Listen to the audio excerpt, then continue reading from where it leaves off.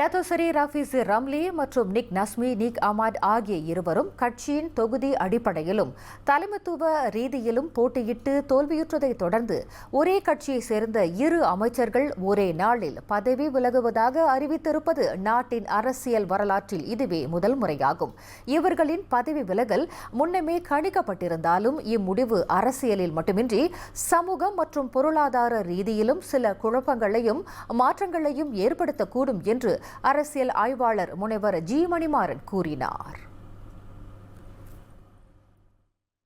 அதுவும் ஒரு கட்சியை சேர்ந்த ஒரு இரண்டு அமைச்சர்கள் ஒரே நாளில் ராஜினாமா செய்தது, அந்த பதவியேற்று விலகல் செய்தது இதான் முதல் முறை. அப்படி பார்க்கும்பொழுது பிகேஆர் குறிப்பாக பக்கத்தான் அரப்பானுக்கு இது ஒரு பெரிய ஒரு சவால் தான் சொல்ல வேண்டும், சவால் மிக்க ஒரு காலகட்டம் தான் சொல்ல வேண்டும். அது மட்டுமல்ல, பிரதமர் அதாவது டத்தோஸ்ரீ அன்வார் இப்ராஹிமுக்கும் இது ஒரு பெரிய சவால் தான் நினைக்க வேண்டும்.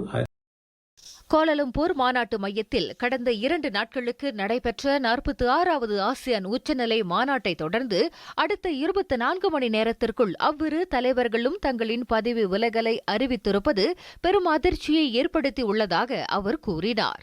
பதவி விலகல் என்பது அரசியலில் இயல்பான விவகாரம் என்றாலும் அது நாட்டிற்கும் மக்களுக்கும் பல்வேறு தாக்கங்களை ஏற்படுத்தக்கூடும் என்று முனைவர் மணிமாறன் விவரித்தார்.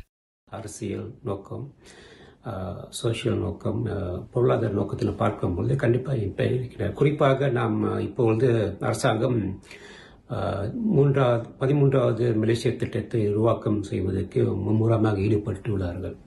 அப்படி பார்க்கும்போது இன்னும் ஒரு 4 மாதத்தில் நம்மளுக்கு பட்ஜெட் இருக்கின்றது. அப்புறம் மொத்தத்தில் உலக நாடுகளின் குளோபல் பெர்செப்ஷன் அவர்களுடைய அதுவும் ஒரு பார்க்க வேண்டும். அப்படி மொத்தத்தில் பல கோணத்தில் பார்க்கும்பொழுது கண்டிப்பாக இம்பாக்ட் இருக்கின்றது. இதனிடையே அமைச்சரவையில் 2 முக்கிய இடங்கள் காலியாக இருப்பதை தொடர்ந்து அவ்விடங்களை பூர்த்தி செய்வதற்கு அமைச்சரவை மாற்றம் என்பது சிறந்த முடிவு என்கிறார் மணிமாறன். இந்த ரீஷாஃபல் கண்டிப்பாக நடக்க வேண்டும். ஏனென்றால் 2 அமைச்சர்கள், முக்கியமான அமைச்சர்கள், முக்கியத்துவம் அமைச்சு, அதாவது எக்கனாமிக் அப்புறம் கிளஸ்டரியான் அலாம் எனர்ஜி, அது சம்பந்தப்பட்ட 2 முக்கிய அமைச்சு.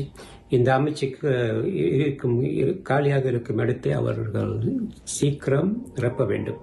கடந்த மே 23ஆம் தேதி நடைபெற்ற அடிலான் கட்சி தேர்தலில் துணைத் தலைவர் மற்றும் உதவித் தலைவர் பதவிகளை தற்காத்துக் கொள்ள தவறிய மடானி அரசாங்கத்தின் 2 அமைச்சர்களான டத்தோசரி ரஃபீசி ரம்லியும் நிக் நஸ்மி நிக் அமாட்டும் அமைச்சரவை பதவிகளிலிருந்து விலகுவதாக நேற்று அறிவித்திருந்தனர்.